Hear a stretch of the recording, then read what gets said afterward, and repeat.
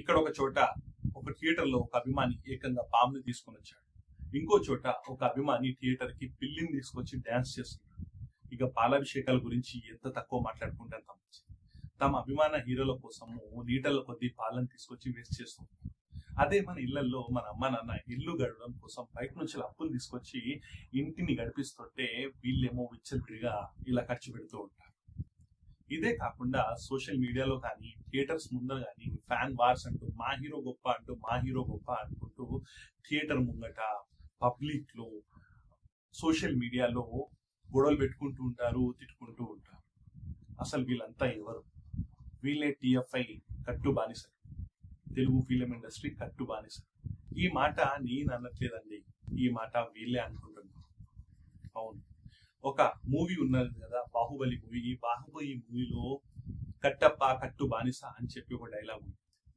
ఆ డైలాగ్ లానే టిఎఫ్ఐకి మేమంతా కట్టు బానిసలము, మా ఫ్యాన్స్ కి మేము, మా ఆరాధ్య హీరోకి మేము కట్టు బానిసలం అనుకుంటూ వీళ్ళు బిహేవ్ చేస్తూ ఉంటారు. చేసుకోవడమే కాకుండా వీళ్ళు చెప్పుకుంటూ ఉంటారు. దీనివల్ల వీళ్ళకే కాదు కదా, దేశానికి కూడా ఎలాంటి లాభం లేదు.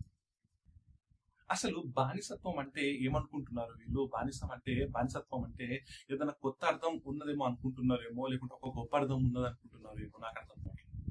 బానిసత్వం కోసం యావత్తు ప్రపంచాలలో పోరాటాలు జరిగాయి. అంతెందుకు, మన భారతదేశమే 200 సంవత్సరాలు బ్రిటిషర్స్ తోని పోరాడి బానిసత్వపు సంఖ్యలని విరగొట్టుకొని స్వాతంత్రం తెచ్చుకుంది. మన తెలుగు స్టేట్స్ లో దొరల నుంచి విముక్తి కోసము యాల్దిగా పోరాడి విముక్తి చెందింది. అమెరికాలో నల్లోళ్లపై జరుగుతున్న అఘాయితలకు, పోరాటాలకు వాళ్ళు పోరాటం చేసి బానిసత్వం నుంచి బయటకు వచ్చింది. ఇలా ప్రపంచం మొత్తంలో అనేక ప్రదేశాలలో బానిసత్వం నుంచి బయటికి వస్తే దాన్ని ఒక స్ఫూర్తిదాయకంగా మనం చూస్తుంటే ఈ రోజు బానిసత్వమే ఒక గొప్ప అన్నట్లు బిహేవ్ చేస్తున్నారు ఈ ఫ్యాన్స్, కొంతమంది ఫ్యాన్స్.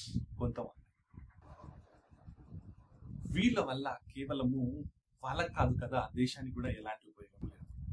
ఎప్పుడు చూడు థియేటర్స్ థియేటర్స్ థియేటర్స్. అసలు ఇండియాలో రెండు ఫేమస్, ఒకటి పాలిటిక్స్ అయితే ఇంకోటి మూవీస్. ప్రజలంతా రాజకీయాల వైపు లేకుంటే ఇటు మూవీస్ వైపే ఎప్పుడు కాన్సన్ట్రేట్ చేస్తూ ఉంటారు. వాళ్ళ లైఫ్స్ పైన ఎప్పుడు కాన్సన్ట్రేట్ చేయరు. బహుశా రాజకీయ నాయకులు కూడా ఇదే కావాలి ఏమో, వాళ్ళంతా పాలిటిక్స్ వైపు, సినిమాల వైపే ఉంటే వాళ్ళకు అభివృద్ధి వైపు, ఎంప్లాయ్మెంట్ వైపు క్వశ్చన్స్ అడగరు అన్నట్లు బిహేవ్ చేస్తారేమో. నాకైతే ఇలానే అనిపిస్తుంది. ఇది నా పర్సనల్ ఒపీనియన్.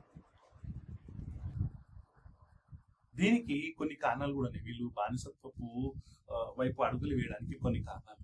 ఆ కారణాలు